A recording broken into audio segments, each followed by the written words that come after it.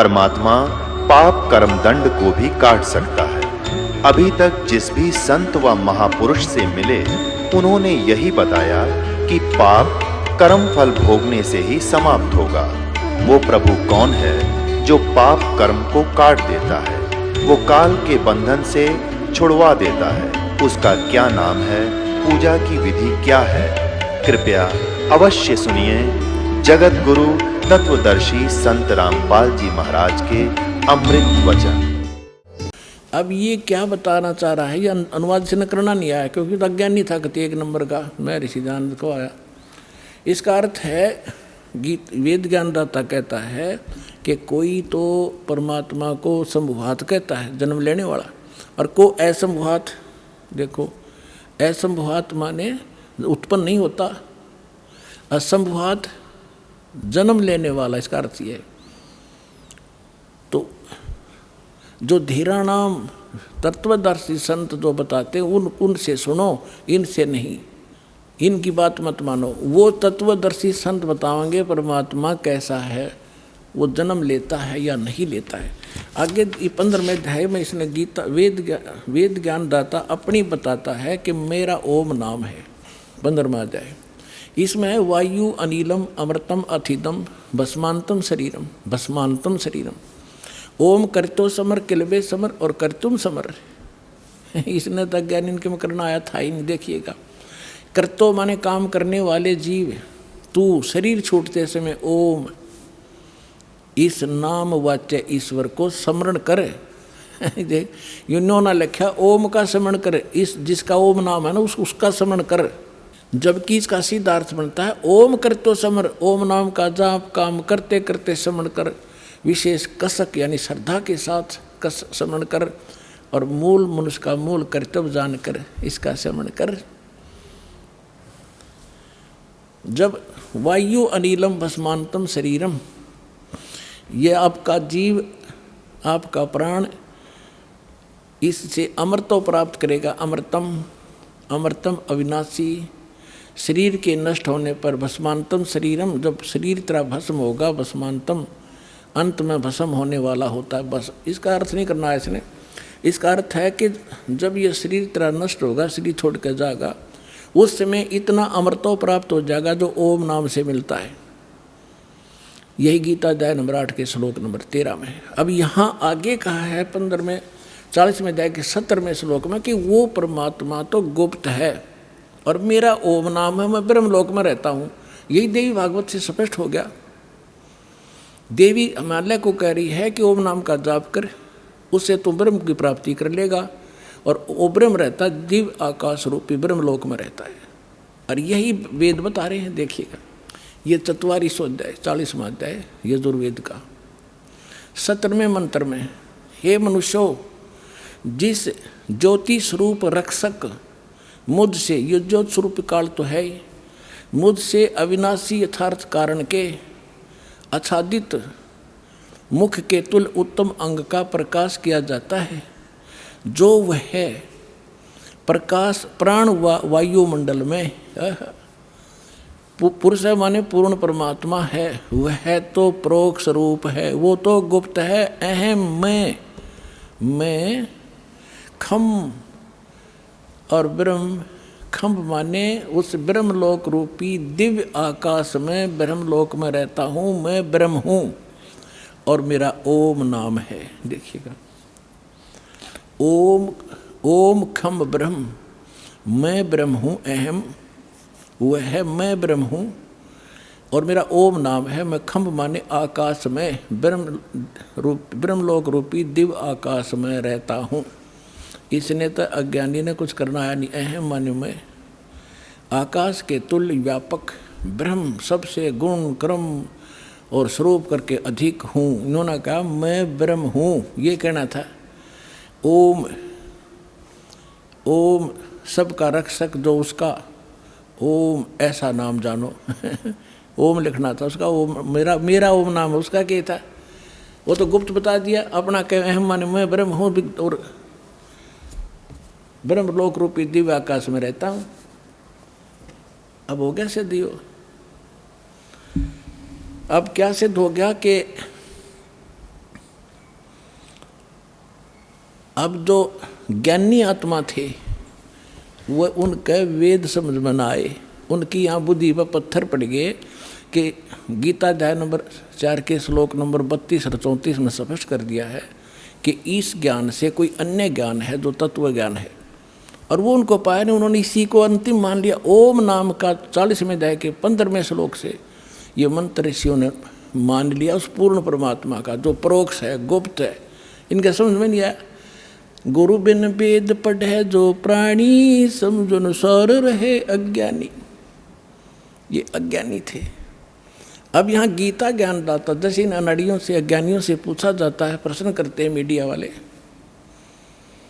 कि 7वें अध्याय के 18वें श्लोक में गीता ज्ञानदाता अपनी गति को अनुत्तम क्यों कहता है। यानी ओम नाम से जो परम गति होती है, ब्रह्म लोक प्राप्ति होती है, ब्रह्म लोक ये ब्रह्म का मंत्र है ओम नाम, तो कहते हैं इसको अनुत्तम क्यों कहा है। अन्यों कहें वो अनुत्तम का अर्थ बदल दिया ना अज्ञानियों ने। देखो, गुड माने अच्छा और बैड माने बुरा, और कोई बैड का अर्थ नहीं कहे सबसे अच्छा बुद्धि भ्रष्ट व्यक्ति होता है वो। अनुत्तम माने अश्रेष्ठ, उत्तम माने श्रेष्ठ, गुड, और यहाँ अनुत्तम का अर्थ कहते जिससे उत्तम कोई और ना हो, हमारा शर ना हो। ऐसे अनाड़ी हमारे गुरु मिले हमारे को। तो इसका अर्थ ये था कि गीता ज्ञानदाता कह रहा है कि मेरी साधना 4 प्रकार के करते हैं। 3 तो रिजेक्ट कर दिए, आर्त, अर्थार्थी और जिज्ञासु। और चौथे जो ज्ञानी हैं ये मुझे बहुत अच्छे लगते हैं, क्योंकि ये देवी देवताओं की घंटी नहीं पीटते, ये ब्रह्म साधना करते हैं। और इनको मैं अच्छा लगता हूँ क्योंकि इन्होंने मुझे अंतिम मान लिया। ये मुझे प्रिय है, इनको मैं प्रिय हूँ। लेकिन इनको तत्वदर्शी संत ना मिलने से ये ज्ञानी आत्मा है तो अच्छी आत्मा, उद्धार है, समर्पित है। शरीर भी इन्होंने समर्पित कर दिया, परवाह नहीं की, चाहे मर जाए बेशक, नष्ट हो जाए शरीर, में भगवान मिलना चाहिए। लेकिन ये मेरे वाली अनुत्तम गति में ही श्रेष्ठ आश्रित रहे, इनको तत्वदर्शी संत नहीं मिले। अब आपके रूबरू करता है श्लोक देखिएगा। श्रीमद् भगवत गीता, गीता प्रेस गोरखपुर से प्रकाशित, जयदयाल गोविंद का इसके अनुवादक हैं, जिसका अनुवाद दास आपको दिखाने जा रहा है। 7वें अध्याय का अब 16वां श्लोक। हे भरतवंशियों में श्रेष्ठ अर्जुन, उत्तम कर्म करने वाले अर्थार्थी, आर्थ, जिज्ञासु और ज्ञानी 4 प्रकार के भगत जन मुझको भजते हैं।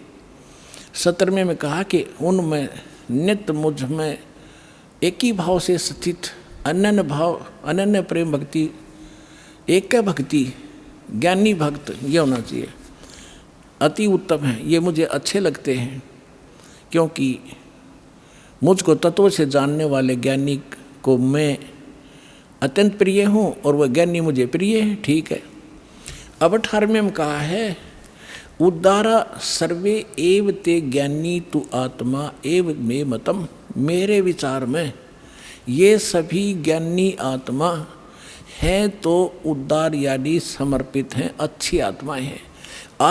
आस्थित से ही युक्त आत्मा माम एवं अनुत्तमाम गतिम। ये सभी युक्त आत्मा, भगवान में लीन आत्माएं आस्थित हैं। वह भगवान में लगी हुई आत्मा, वो भगवान समझ कर मुझे भज रही है, वो मेरे वाली अनुत्तमाम अति घटिया गति में श्रेष्ठ है। इन्होंने अनुवाद क्या किया है अज्ञानियों ने, देखिए। ये सभी उद्धार हैं, परंतु ज्ञानी तो साक्षात मेरा ही स्वरूप है। यह अनुवाद गलत कर रखा है। ये मेरा मत है, ये मेरा मत है, क्योंकि वह मदगत मन बुद्धि वाला ज्ञानी भक्त अनुत्तमा माने अति उत्तम है। फूटे बाग धरे अनुत्तम ने अति उत्तम है। अनुत्तम लिखना था घटिया, गति स्वरूप मुझ में ही अच्छी प्रकार स्थित हैं। अपने आत्माओं, परमात्मा ने आपको शिक्षा दी, ऐसे उपकरण बनवा दिए कि घर बैठे इंटरनेट पे भी देख रहे होंगे पुण्यात्मा परमात्मा के प्यारे। और ये सीडी बनाई जाएंगी, घर घर पहुंचाई जाएंगी और जानकर गदगद हो जाएंगे सच्चाई को। इसमें स्पष्ट कर रखा है,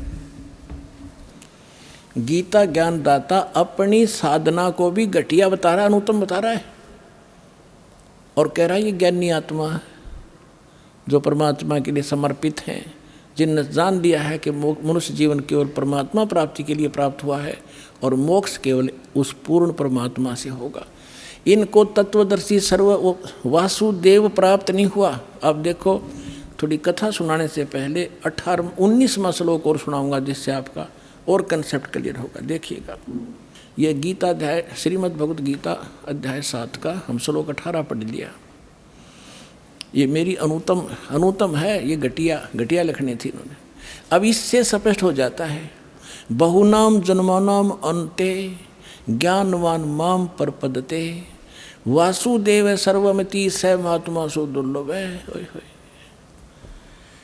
अब यहाँ कहते बहुत जन्मों के अंत के जन्म में ज्ञानवान, तत्व ज्ञान को नहीं, ज्ञानी, ये ज्ञानी पुरुष सब कुछ वासुदेव ही है, इस प्रकार मुझको बचता हुआ महात्मा अत्यंत दुर्लभ है। नहीं, ये झूठ, गलत अनुवाद गलत किया है। इसका अर्थ है कि बहुनाम जन्म, क्योंकि शुरुआत से इसका सटाट से देखो, इस प्रसंग 7वें अध्याय का पहले कह रहा है कि तीनों गुणों की भक्ति जो इन ऊपर जिनकी बुद्धि है ब्रह्मा विष्णु महेश तक, वो राक्षस स्वभाव को धारण किए हुए मनुष्यों में नीच और दूषित कर्म करने वाले मूर्ख मुझे नहीं बचते।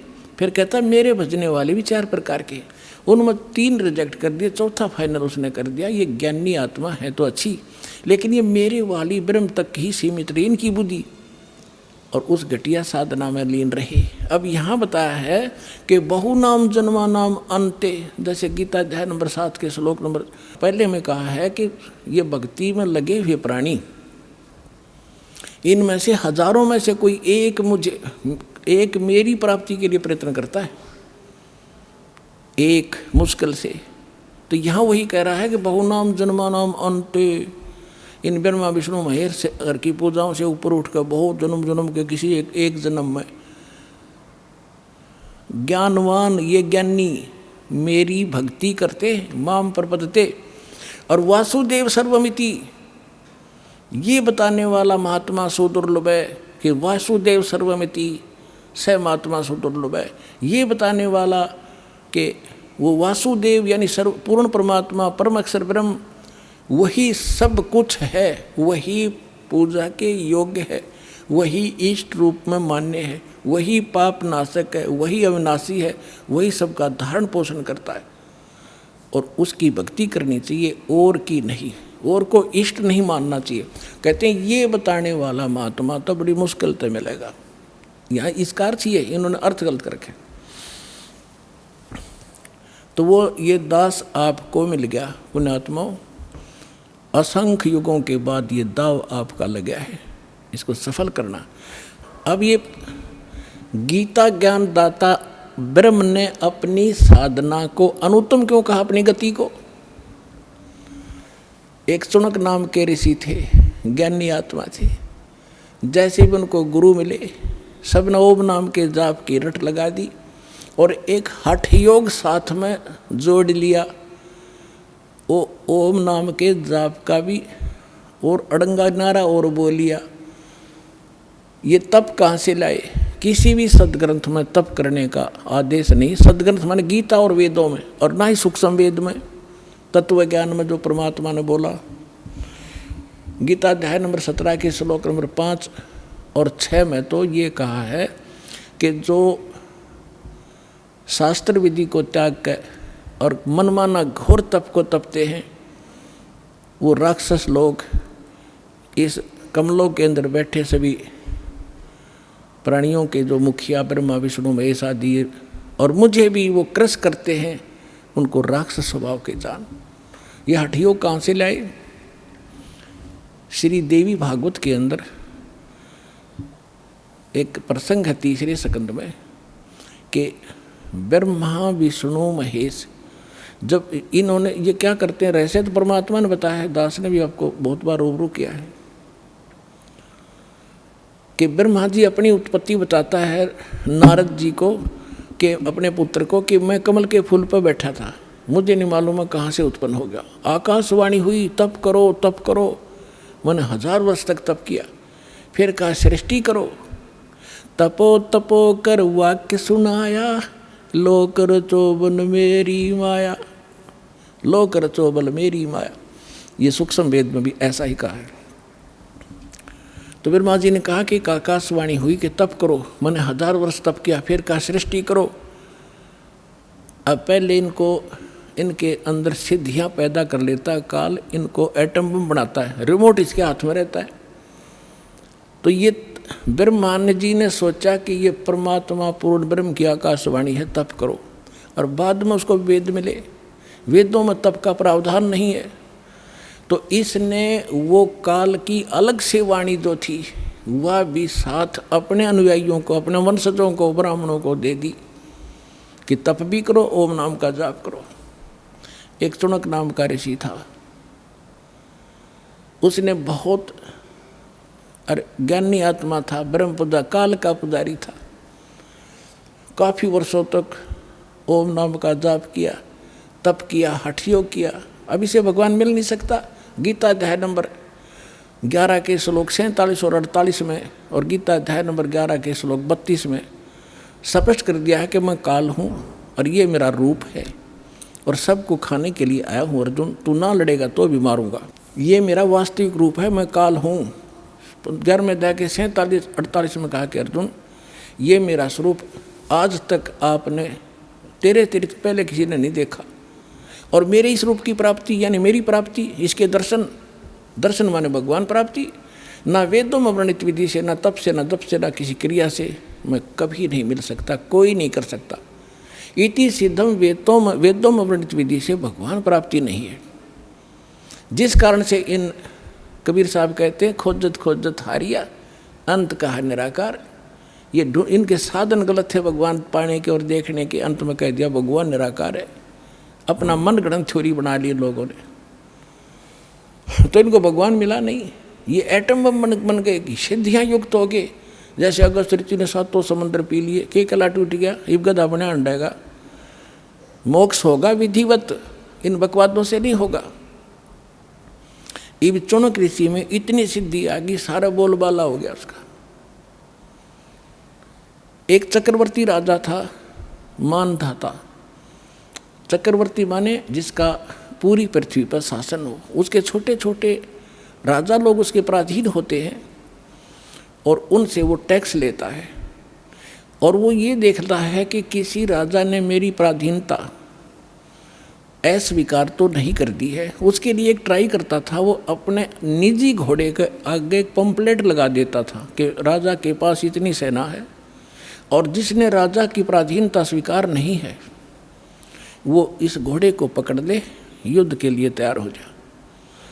इस प्रकार वो घोड़ा छोड़ दिया, साथ में सैनिक, अन्य घोड़ों पर सवार, वो खाली। चुनक ऋषि की कुटिया के पास से गुजरे।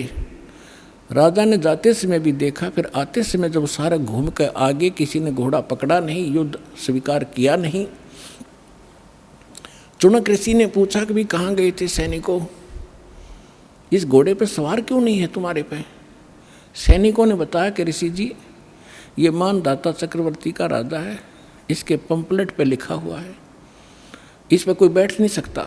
इसके पंपलेट पर आगे लिखा हुआ गले में कि इस 72 करोड़ सेना है हमारे राजा के पास। तो ऋषि ने पूछा कि कहाँ गए थे, कैसे ऐसे गए थे? ऋषि ने कहा कि किसी ने नहीं पकड़ाई घोड़ा। अक नहीं, कौन पकड़े? है किसी प्या, किसी की माँ ने दूध। सैनिक बोले उसकी जाड़ फोड़ दे हम। अब ऋषि ने सोचा भी राजा का विमान हो गया, मैं इसका विमान ठीक कर दूँ। बता, रिमोट काल के हाथ में बना लिया एटम बम पहले चुनक ऋषि, और फिर रिमोट ऑन कर दिया, बाकी इसको करता हूँ राजा को ठीक। राजा का फील्ड अलग और साधु संता का फील्ड न्यारा, वो क्यों भी बेमतलब टांग अड़ाऊं एक दूसरे के बीच में। अब ऋषि ने जानबूझकर अपना ताकत दिखाने के लिए कहा कि भी इस घोड़े को मैं बांध लूँ, मैंने उठ लिया तुम्हारे राजा का, युद्ध स्वीकार किया।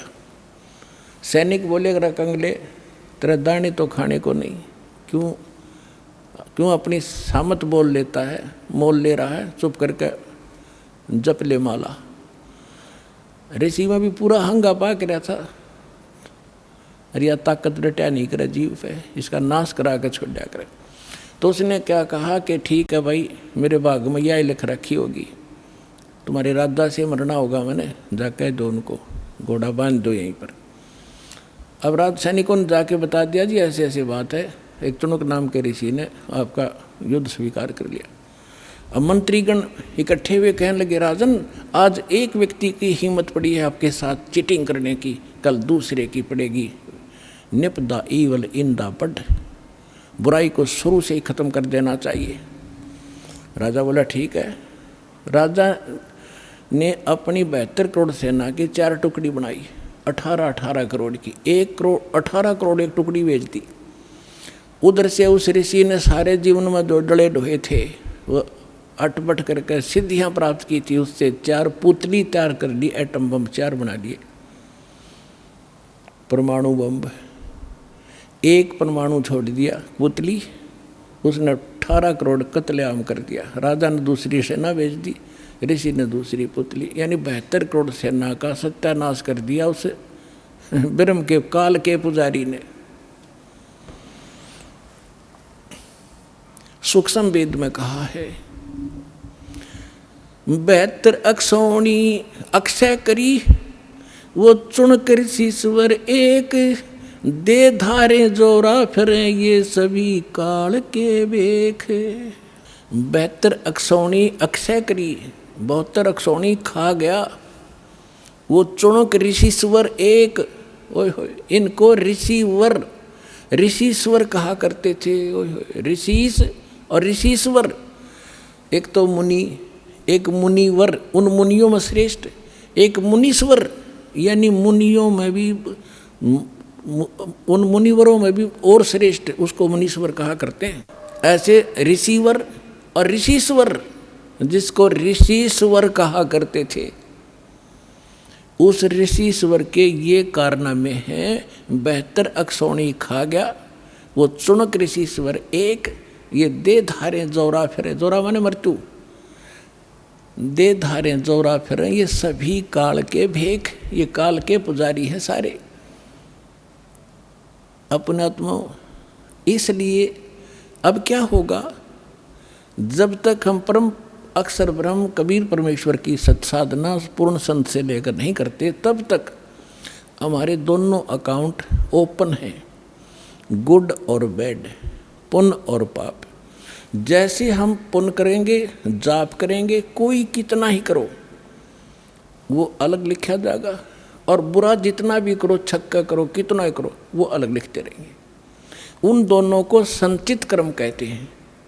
आगे आपको जो भी जीवन मिलेगा उन्हीं से एवरेज निकाली जाएगी। जिसके पुण्य गणे हैं उनके पुण्य ज़्यादा एवरेज में, और जिसके पाप गणे उसके एवरेज में पाप ज़्यादा। फिर एक मनुष्य जीवन बना के भेज दिया जाता है, और फिर 83 लाख योनियों में वो पाप भोगने पड़ते हैं।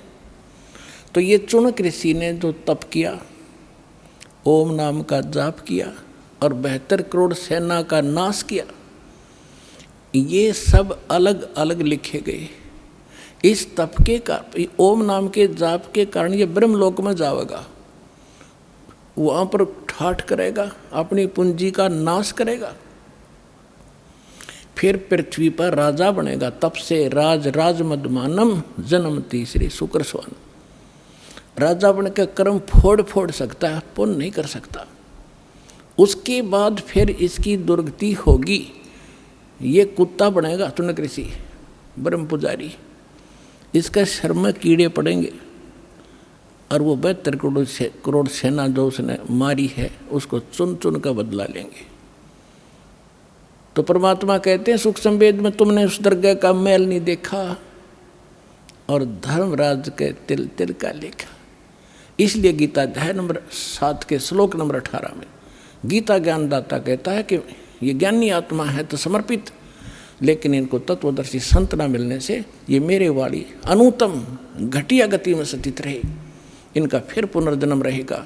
इसलिए गीता अध्याय नंबर 15 के श्लोक नंबर 4 में कहा कि तत्वदर्शी संत की प्राप्ति के उपरांत परमेश्वर के उस परम पद की खोज करनी चाहिए, जो जाने के बाद साधक फिर लौटकर कभी संसार में नहीं आते।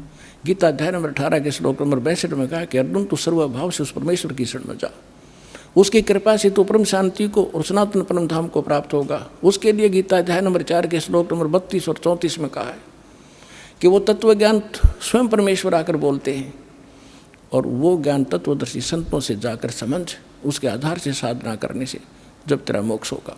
गीता अध्याय नंबर 7 के श्लोक नंबर 29 में कहा है कि जो मेरे इस ज्ञान का आश्रय कर लेता, तत्वदर्शी संत को खोज लेता है, वो जरा और मरण से जो छूटने का प्रयत्न कर रहा है, उसने तत्वब्रह्म को जान लिया, सारे धातुओं से परिचित है और सब संपूर्ण कर्मों से परिचित है। तो दास ने भी बता दिए, जो जरा और मरण से छूटने के लिए प्रयत्नशील हैं, वो तत्वब्रह्म से परिचित हैं, सारे धातुम ज्ञान से परिचित हैं और कर्मों सभी कर्मों से परिचित हैं। जरा माने वृद्धावस्था, एक जोरा माने मृत्यु, ये परमात्मा के संत भाषा के शब्द हैं। जोरा माने मौत और जरा माने वृद्धावस्था और मृत्यु। जो इससे छूटने का ही प्रयत्न करते, संसार की किसी वस्तु की इच्छा नहीं करते, वो उस तत्वब्रह्म से परिचित है। तो यहाँ फिर 8वें अध्याय के प्रथम मंत्र में अर्जुन ने पूछा कि वो किम तत्ब्रह्म। 8वें अध्याय के 3रे श्लोक में गीता ज्ञानदाता ने कहा कि वो परम अक्षर ब्रह्म है। गीता अध्याय नंबर 15 के श्लोक 1 से 4 में उल्टे लटके हुए संसार रूपी वृक्ष का हवाला दिया है कि समझो ये संसार ऐसा है, ऊपर को जड़ तो पूर्ण परमात्मा, नीचे को 3 गुण रूपी शाखा है। और तत्वदर्शी संत वो होगा जो इन सारे संसार रूपी वृक्ष के सभी विभाग बता देगा। अक्षर पुरुष एक पेड़ है, सर पुरुष निरंजन वा की डार और 3 देवा शाखा है, वो पात रूप संसार। परमात्मा ने 600 वर्ष पहले अपने सूक्ष्म वेद में बोला हुआ ये ज्ञान दास को आज आपके रूबरू किया। फिर गीता अध्याय नंबर 15 के श्लोक 4 में कहा कि उस तत्व ज्ञान के पश्चात परमेश्वर प्राप्ति के पश्चात परमेश्वर के उस परम पद की खोज करनी चाहिए, जहाँ जाने के बाद साधक फिर लौट कर कभी संसार में नहीं आते। और जिसने सब ब्रह्मंडों की रचना की है, केवल उसकी भक्ति कर मेरी भी छोड़ दे।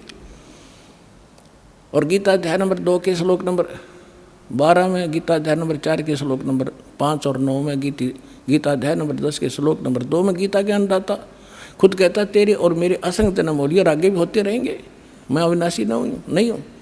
गीता अध्याय नंबर 15 के श्लोक नंबर 16 और 17 में 3 पुरुष, 3 प्रभु, 3 स्वामी, 3 ब्रह्म बताए। सरपुरुष ये किस ब्रह्मांड का स्वामी, ये काल है, गीता ज्ञानदाता ब्रह्म है। अक्षर पुरुष ये 7 संग ब्रह्मांड का स्वामी है, इसका ये भी नाशवान है। गीता अध्याय नंबर 15 के श्लोक 17 में कहा कि उत्तम पुरुषत्व अन्य परमात्मा इति उदाहरत है। ये लोग term अविषय विवृत्ति, अवैश्य विषय, अवैश्वर है, इन दोनों से भी अन्य है। सरपुरुष और अक्षर पुरुष से जो श्रेष्ठ परमात्मा, इन दोनों से अन्य है। और वही तीनों लोगों में प्रवेश करके, यानी सबका धारण पोषण वो जड़ से होता है। तो संसार रूपी जड़, वो संसार रूपी वृक्ष की जड़ वो पूर्ण परमात्मा है, उसी से सबका धारण पोषण होता है यहाँ पर। और वही वास्तव में अविनाशी है। यहाँ एक भ्रम पैदा होता है। 15वें अध्याय के 18वें श्लोक में लिखा है, ये गीता ज्ञानदाता कहता है कि मैं अपने अंतर्गत 21 ब्रह्मांड में जितने भी प्राणी हैं उन सबसे उत्तम हूँ, श्रेष्ठ हूँ। इसलिए मैं लोक वेद दंत कथा के आधार से मैं पुरुषोत्तम प्रसिद्ध हो रहा हूँ। आई एम नॉट पुरुषोत्तम। पुरुषोत्तमता 15वें अध्याय के 17वें श्लोक में बता दिया कि उत्तम पुरुष है, यानी पुरुषोत्तमता कोई और है। उसके बारे में तत्वदर्शी संत जानते, उनसे पूछो। तो पुण्यात्माओं, ये है वो दास तत्वदर्शी संत। आओ और अपना कल्याण करो।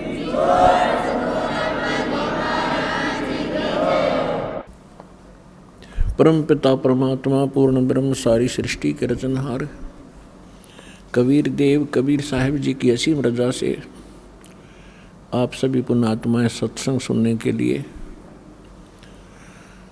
इस सतलोक आश्रम बरवाला जिला हिसार में पहुँचे।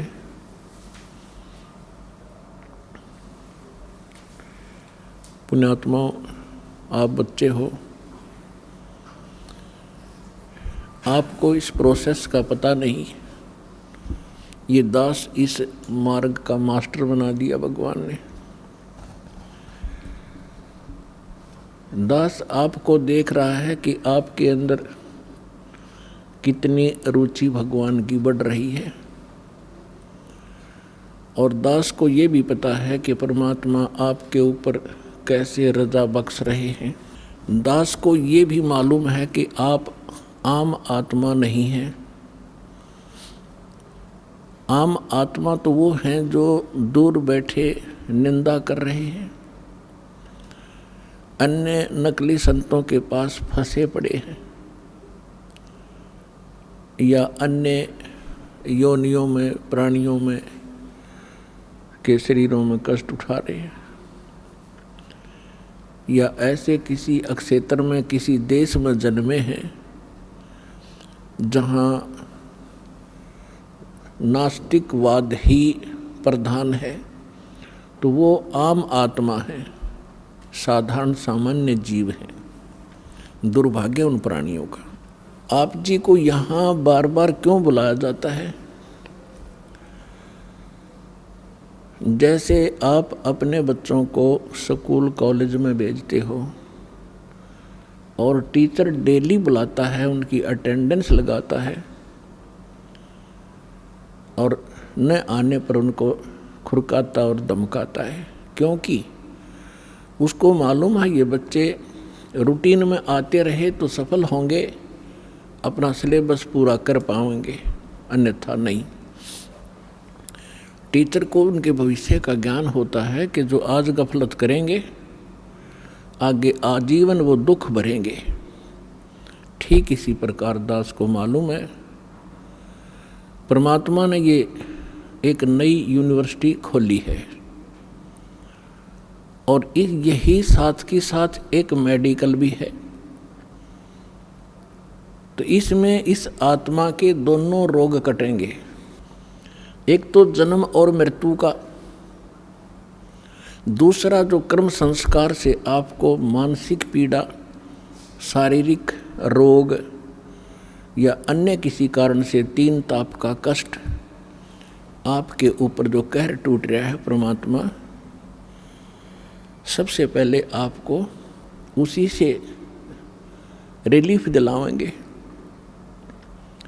उनसे रिलीफ होगा तभी आपको महसूस होगा कि सचमुच यहाँ भगवान मिला मुझे, और फिर आप आगे भक्ति भी करोगे, डर के भी रहोगे। आपको ये डर बना रहेगा कि कहीं फिर से ये नाम खंडित हो गया और भगवान की रजा मेरे सिर से हट गई तो वही संकट फिर से घेर लेगा। और भय बिन भक्ति नहीं होती, भय बनता है ज्ञान से। छोटा सा बालक होता है, वो करंट वाली वायर को भी पकड़ लेता है और मर जाता है, सर्प को भी पकड़ लेता, गड्ढे में गिर जाता, अग्नि को हाथ में पकड़ लेता है, और वो अपना हानि उसको होती ही है।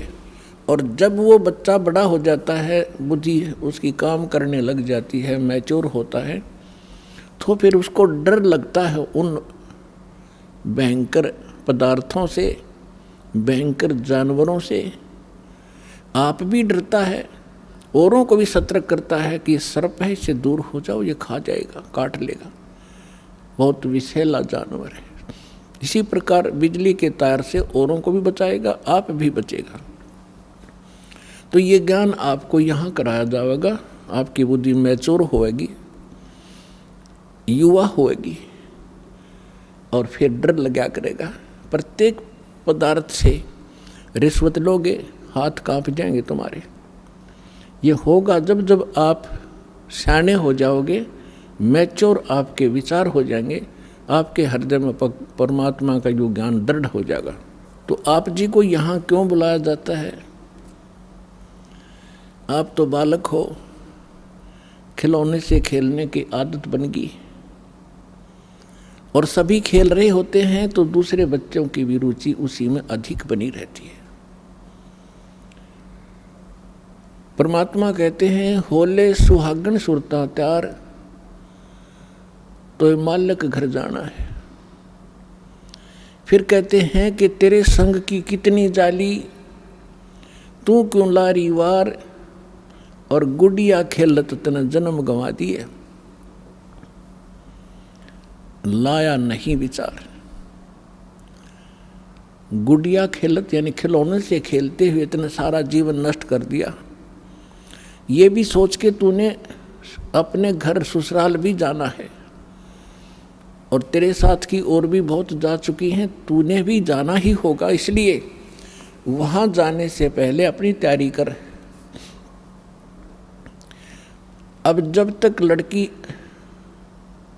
यानी लड़का हो चाहे लड़की, लेकिन यहाँ परमात्मा आत्मा को संबोधित कर रहे हैं, चाहे वो स्त्री की है या पुरुष की। ये कौर कौर में ऊपर के चोले मंत्र है, अंदर मटेरियल एक जैसा है। तो परमात्मा ये समझाना चाहते हैं कि जैसे छोटे बच्चे खिलौनों से खेलते हैं, कोई कार ले रखी है छोटी सी, कोई घोड़ा ले रखा है, कोई मोटरसाइकिल, वो खिलौने की छोटी सी खड़ी है प्लास्टिक की, और उनको कोई बच्चा उठा लेता है तो वो रोता है, पैर पीटता है, बुरा हाल कर लेता है। जब उससे पूछा जाता है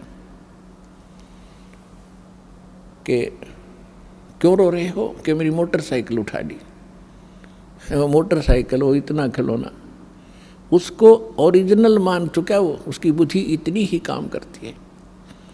ऐसी बच्ची लड़कियां गुड्डा गुड्डी का खेल खेला करती हैं। एक कपड़े का गुड्डा बना लेते थे दूल्हा, एक उसकी दुल्हन, और छोटे छोटे कपड़ों के टुकड़ों से उनके सूट के सेट बना दिया करती थी, सैकड़ों की संख्या में।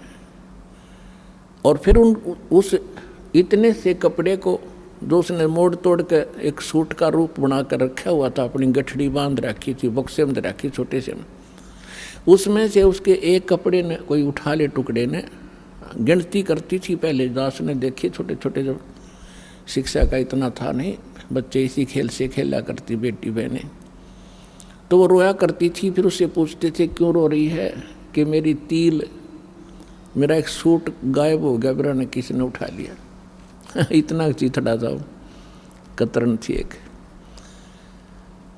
अब दुल्हा दुल्हन का खेल खेला करती थी, ये दुल्हा या दुल्हन। अब जब वो लड़की बड़ी होती है तब उसको पता चलता है वास्तविक दुल्हा और दुल्हन का। जब वो बड़ी हो जाती है फिर वो खेल नहीं खेल सकती जो पहले खेला करती, छोटे छोटे गुड्डा और गुड्डी के खेल को, कभी उसकी रुचि ही नहीं बन सकती। तो इसी प्रकार आप जी जो आज तक खेल खेल रहे थे, संतानों उत्पत्ति, संपत्ति को संग्रह करना, बच्चों का विवाह करना, पढ़ाना, शिक्षा ग्रहण कराना, फिर इनका विवाह कर देना, फिर इनके संतान की कामना करना, संतान हो जावे, फिर हम वृद्ध हो गए, मृत्यु के निकट आ गए, हम बेशक मर जावा, नो प्रॉब्लम। हमने ये सोच रखा था कि सुना सुनाया जैसे हम सुनते थे कि हमारा मनुष्य जीवन का काम पूरा होया। मनुष्य जीवन का तो शुरू भी ना करे आपने, ये तो एक जनसाधारण का काम करे जो, और जो आपको मिलना था। कई हमने देखे पहले जब ज्ञान नहीं था, बुढ़े बुजुर्ग बैठ कर बतलाया करते थे और कहा करते थे, भाई जैसे कोई बाहर का आ जाता था अतिथि, उससे कुशल मंगल पूछा करते थे, फिर संतान पूछा करते थे। वो बताता था कि 2 लड़के 2 लड़की, परमात्मा की दया से 2 लड़के हुए, 2 लड़की हुई, उनका विवाह कर दिया, उनका भी देवता देवती होगी, पोते पोती होगी, मेरा काम पूरा होया, भगवान बेशक ठाले। बस इतना सा हमारा ये बुद्धि सीमित होगी थी, एक हमने लास्ट एंड फाइनल काम मान रखा था। तो अब परमात्मा के ज्ञान से पता चला कि जो करना चाहिए था मनुष्य जीवन से वो तो शुरू भी ना करे आपने।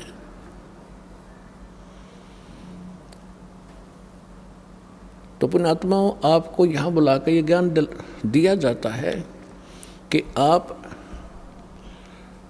उस मनुष्य जीवन के मूल कर्तव्य को भूल चुके हो और किसी में पिछले पुण्य कर्मों के संस्कारवश प्रेरणा है तो आप साधना गलत कर रहे हो, वो भी व्यर्थ है। शास्त्र विधि को त्याग का मनमाना जो आचरण करते हैं वो भी गलत है। गीता अध्याय नंबर 16 के श्लोक नंबर 23 और 24 में इसका प्रत्यक्ष प्रमाण है। तो शास्त्र अनुकूल साधना कौन सी होगी? गीता अध्याय नंबर 4 के श्लोक नंबर 32 और 34 में स्पष्ट कर दिया है। और 25 से लेकर 30 तक चौथे अध्याय में यह भी कहा है कि सब अपनी अपनी कोई ऐसी साधना करता है, कोई ऐसी करता है, कोई ऐसी करता है। ये सभी अपनी साधनाओं को पापनाशक जानते हैं। पापनाशक मीन मोक्षदायक। पापनाश होंगे तभी तो मुक्ति होगी, नहीं तो कर्मा के संस्कार में हम फंसे रहते हैं। तो गीता अध्याय नंबर 4 के श्लोक नंबर 32 में कहा है कि परमात्मा स्वयं आकर के अपने मुख कमल से एक विशेष जानकारी विस्तार से देता है। उसको सच्चिदानंद घन ब्रह्म की वाणी कहा जाता है, कबीर वाणी। वो तत्व ज्ञान है, उसको जानने के बाद फिर सर्व पापों से मुक्त हो जाता है। उस तत्व ज्ञान को मैं नहीं जानता, गीता ज्ञानदाता कहता है। तत्वदर्शी संतों के पास जाकर समझ, उनको दंडवत प्रणाम करने से, कपट छोड़कर सरलतापूर्वक प्रश्न करने से वो परमात्म तत्व के जानने वाले तत्वदर्शी संत तुझे उस तत्व ज्ञान का उपदेश करेंगे। 15वें अध्याय के प्रथम मंत्र में गीता जी में उसका पहचान बताई है कि जो उल्टे लटके हुए संसार रूपी वृक्ष के सभी छंद बता देगा, सभी विभाग बता देगा, वो तत्वदर्शी संत है, स वेदवित। तो इससे सिद्ध है कि जो जब तक वो तत्वदर्शी संत जिन ऋषि महर्षि या साधकों को नहीं मिला, उन्होंने जो साधना की वो शास्त्र विधि त्याग कर मनमाना आचरण किया, और जिस कारण से उनको न तो परमात्मा प्राप्ति हुई और ना उनका कोई स्थायी स्थान प्राप्त हुआ। वो शाश्वत स्थान उनको नहीं मिल पाया। यहाँ का अंतिम लोक, अंतिम मोक्ष स्थल ब्रह्मलोक है, और ब्रह्मलोक में गए हुए प्राणी भी जन्म मृत्यु में रहते हैं। गीता अध्याय नंबर 8 के श्लोक नंबर 16 में इसका प्रमाण है। तो पुण्यात्माओं, ये वो एक नई यूनिवर्सिटी और जिसमें प्रथम कक्षा से लेकर अंतिम पढ़ाई यहीं पढ़ाई जाएगी, और यही प्राथमिक चिकित्सा से लेकर अंतिम ऑपरेशन तक की यहीं किया आपका जाएगा, यानी आध्यात्म तरीके से। आप जी को यहाँ क्यों बुलाया जाता है आपको पता नहीं, आप तो बच्चे हो। आपको यहाँ बुलाने से आपको 5 यज्ञों का लाभ दिलाया जाता है।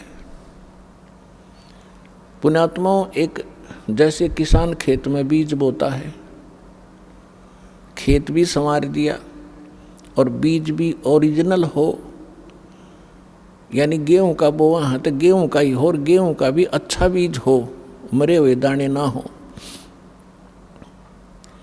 बीज बीजने के बाद फिर उसमें और भी बहुत ऐसा प्रोसीजर है जो अनिवार्य है। समय आने पर उसकी सिंचाई, उसमें फिर खाद डालना, उसके अंदर से घास निकालना और उसकी सुरक्षा रखना,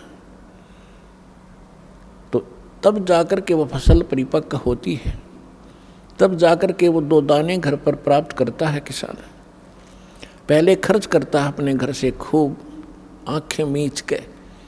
जिस किसान के पास खुद अपने घर पर पैसा नहीं है, बीज भी नहीं है, उधार पैसे लेता है, बीज लाता है कि खेत में बीजता है, खाद भी अपना लोन लेकर डाल रहा है, उसको मालूम है कि आज मैं जो खर्च कर रहा हूँ, उधार भी लेकर कर रहा हूँ, एक दिन वारे न्यारे कर देगा यह फसल अगर परिपक्व होगी तो। ठीक इसी प्रकार आप जी को वो स्थान मिला है जहाँ दान करना चाहिए। आप जी को वो मंत्र मिला है जिसका जाप करना चाहिए। इस प्रकार आपको तत्वदर्शी संत मिला है। अब परमात्मा कहते हैं समझा है तो सिर धर पाऊँ और बहुर नहीं रे ऐसा दाव। यदि तेरे समझ में आ गया मनुष्य जीवन फिर मिलेगा नहीं। यदि मनुष्य जीवन मिल गया तो तत्वदर्शी संत नहीं मिलेगा, और तत्वदर्शी संत नहीं मिला तो ये मनुष्य का जीवन और पशु का जीवन में कतई अंतर नहीं। और आपको पता लग गया है कि सचमुच अब ये दाव लगे है आपका, तो यहाँ कहते हैं समझा है तो सिर धर पाओ, सिर पर पाँव रखना, इतना स्पीड से दौड़ना जैसे कोई पीछे घोर संकट आ रहा हो, उससे बचने के लिए भागा जाता है। समझा है तो सिर धर पाओ कि कमर कस ले ही। अब अगरम मगरम छोड़ दे, बकवाद नहीं चलेगी इस मार्ग में। समझा है तो सिर धर पाओ, बहुर नहीं रे ऐसा दाव। ये आपका दाव लगा है मनुष्य जीवन, और ये प्राइम टाइम बिचली पीढ़ी का समय। अब कसर ना छोड़ना इसमें।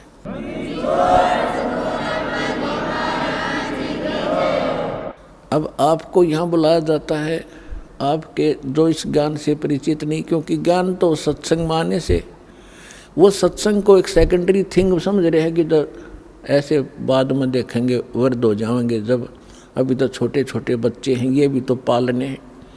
ये लोक वेद हमारे दिमाग में घर करा हुआ है।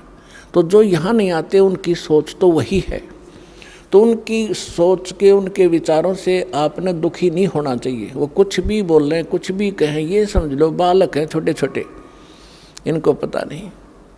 आपको वो व्यंग भी करते होंगे कि चल पड़ते हैं, तीसरे दिन जाते हैं बरवाला कर रहे हैं, अपना बालक ना पाले जाते हैं, देखना कुछ दिन में इनका विनाश हो जाएगा, इतना खर्चा करते हैं। तो पुण्यात्माओं, उनकी बातों में ना आना, परमात्मा के विधान के अनुसार अपने आगे कदम बढ़ाना। फिर कुछ दिनों में देखना आपके घरों में इतने सुख होंगे, इतनी बरकत होगी, वो पड़ोसी जो नाम नहीं ले रहे वो देखा करेंगे झुक झुक के, ये ल्यावें कहाँ से हैं। अब पीछे हमारे भक्तों के साथ भी ऐसा ही यहाँ हरियाणा में होने लगा। कोई कहता ये तो वहाँ जाते हैं क्रोथा आश्रम था पहले, और उस महाराज से पीछे पैसे लाते हैं तब इनके ठाठ हो रहे हैं। महाराज यहाँ मशीन ला रहा पीछे छापन की मैं था भिखारी, तुम्हारे पैसे बैठे हूँ। तो दास का प्रोसेस परमात्मा का वो मार्ग है जिससे ये प्रफुल्लित होंगे।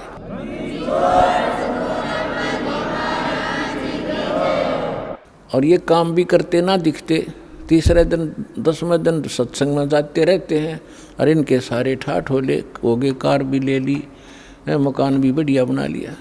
परमात्मा के नहीं कर सकता। अपने आत्मा विचार करना, अपना भगवान इतने सुना था, देखा नहीं था, और भगवान के गुण आपने सुने थे, प्राप्त नहीं हुए थे। आपको यहाँ कदम कदम पर नो महसूस होगा यहाँ भगवान है, परमात्मा ये काम कराया करे, राज होने लग रहे हैं आपके घरों पर। तो आप जी को यहाँ बुला के आपको यहाँ अमृत पिलाया जाता है, आपकी आत्मा को स्वस्थ बनाया जाता है।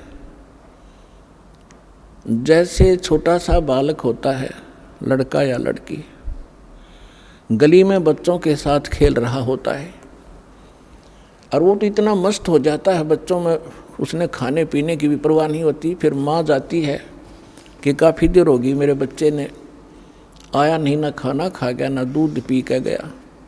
वह गली में जाती है, उसको कहती है तू आजा। आइए अब हम उन श्रद्धालुओं के अनुभव जानते हैं जो जगत गुरु तत्वदर्शी संत रामपाल जी महाराज जी से दीक्षा प्राप्त कर चुके हैं तथा उनके द्वारा बताए गए भक्ति मार्ग पर चल रहे हैं। नमस्कार सर। सत साहिब। सर क्या नाम है आपका? मेरा पुंजालाल दास, मैं देवास से आया हुआ हूँ। सर क्या काम करते हैं आप? मैं टेलीग्राफ से रिटायर्ड हूँ। 87 में मैंने रिटायरमेंट ले लिया था। सर संत रामपाल जी महाराज से नाम दीक्षा लेने से पहले क्या आप कोई भक्ति साधना भी करते थे? मैं परिवार में जो भी बचपन से जो भक्ति परमात्मा की खोज में घूमता रहता था कि परमात्मा यहाँ मिलेंगे वहाँ मिलेंगे।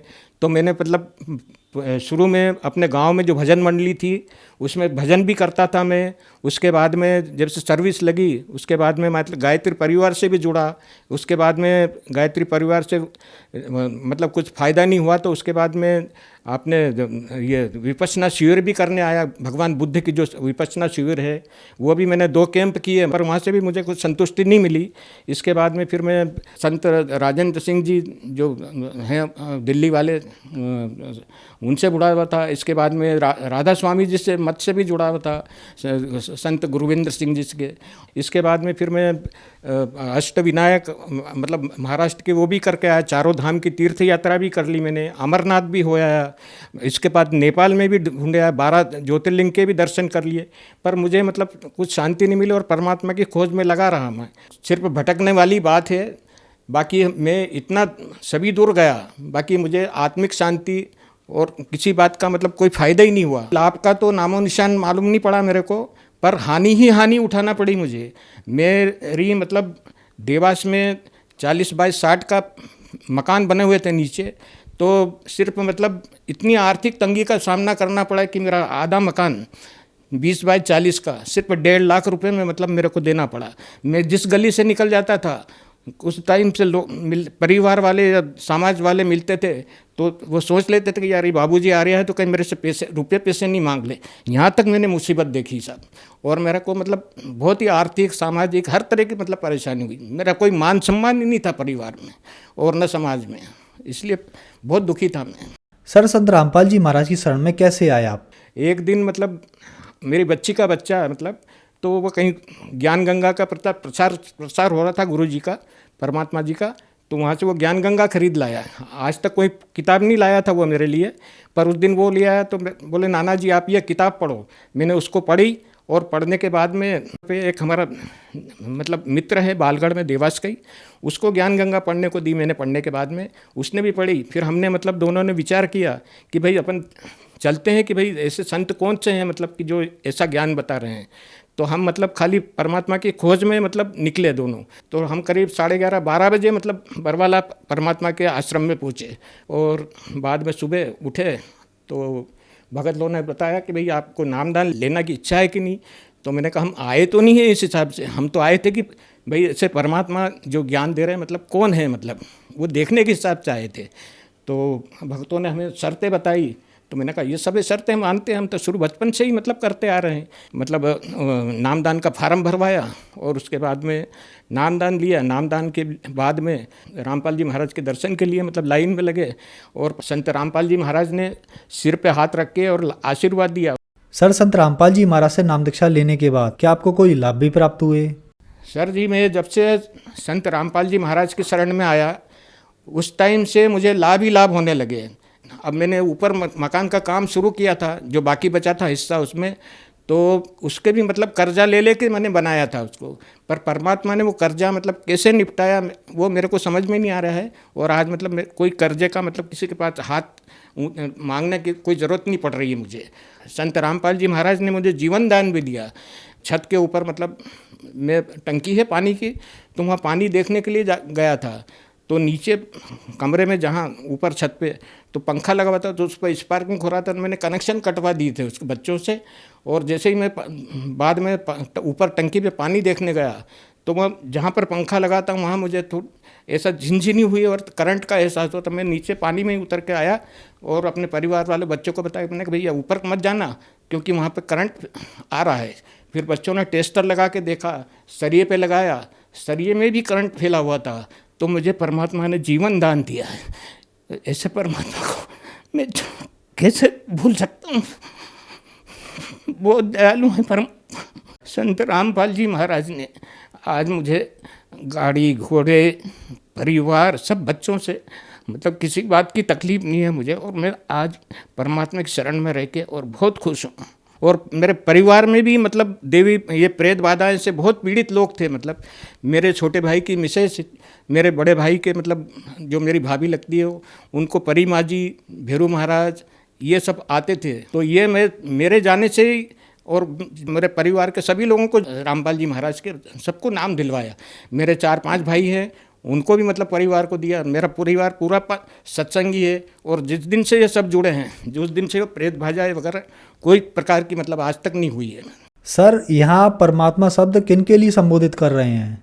परमात्मा तो शब्द मतलब मैं हमारे सदगुरुदेव रामपाल जी महाराज के लिए उपयोग कर रहा हूँ और उनके लिए परमात्मा के अलावा और कोई दूसरा शब्द ही मेरे पास में नहीं है, क्योंकि इतनी दया हुई है कि आज उनके हिसाब से ही मतलब मैं जिंदा हूँ इस पृथ्वी पर। सर जी, मेरे को मतलब पुरानी बीमारी यहाँ थी, मतलब पाइल्स की भी शिकायत होती थी और मतलब हर्निया की भी शिकायत हो रही थी।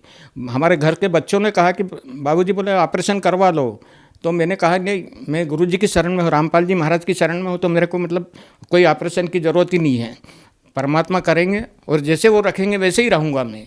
तो आज तक मैंने कोई ऑपरेशन नहीं करवाया और आज मतलब मेरे को करीब 10 किलोमीटर पैदल भी चला जाऊँ तब भी ये हर्निया की कोई प्रकार की शिकायत नहीं होती है और मुझे मतलब परमात्मा की काफ़ी दया से मतलब मैं स्वस्थ हूँ। एक दिन मतलब ट्रेन में बैठे तो दिल्ली के वहाँ जैसे उतरे पुरानी दिल्ली में, तो उसके थोड़ी दूर पे 2 भगत थे हम मतलब, तो मैं ऊपर सीट पे सोया हुआ था और एक भगत वो नीचे था।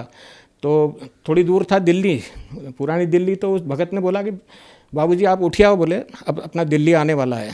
तो मैं जैसे ही अपनी दरी वरी उठा कर नीचे गेट के सामने ही हम 2 भगत बैठ गए। तो जैसे ही हम बैठे और उस डिब्बे में मतलब मारकूट शुरू हो गई। लोगों ने मतलब जेब से पैसे वगैरह निकालना, ज़बरदस्ती हाथ डाल के, और मेरी जिस सीट पे सोया था उसी से वो फंटा एक तोड़ के उसने और सब मारने लगे वो लोग।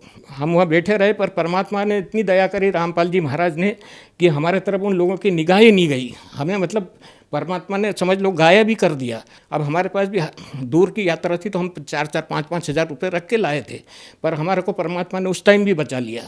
सर, भगवान प्राप्ति के लिए आप बहुत सारे तीर्थ स्थलों पर गए, अमरनाथ गए, चारों धाम गए और आपने राधा स्वामी पंथ से भी नाम दीक्षा ले रखी थी। आज के समय में जो श्रद्धालु ये साधना कर रहे हैं, चाहे वह धाम पर जाते हैं, तीर्थ स्थलों पर जाते हैं या राधा स्वामी पंथ से जुड़े हुए हैं, आप उन्हें क्या कहना चाहेंगे? जबकि आप भी यह साधना कर रहे थे, आपको कोई लाभ नहीं हुआ। सर जी, मैं मतलब मेरे हम उम्र और अपने छोटे बड़े सभी भाई बहनों से यही प्रार्थना करना चाहूँ कि मैं बहुत भटक लिया हूँ और मुझे मतलब कहीं से भी मतलब किसी प्रकार का फ़ायदा और सुख शांति नहीं मिली है। और आप सब लोगों से यही प्रार्थना है कि आप अपने ये पुरानी परिपाटी छोड़ दें और संत रामपाल जी महाराज के सानिध्य में आकर और मतलब उनसे नामदान ले। और ये संत रामपाल जी महाराज वो हमारे यहाँ के 5 मालिक हैं, उन 5 मालिकों के ही नाम दे रहे हैं। भाई यहाँ के 5 मालिक हैं, गणेश जी, माता जी, ब्रह्मा, विष्णु और शंकर।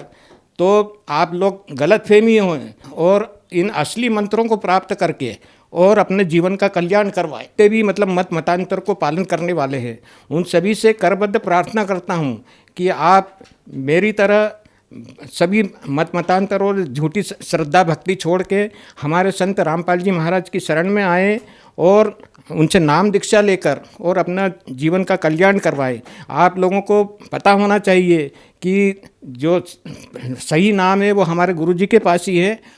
धन्यवाद सर।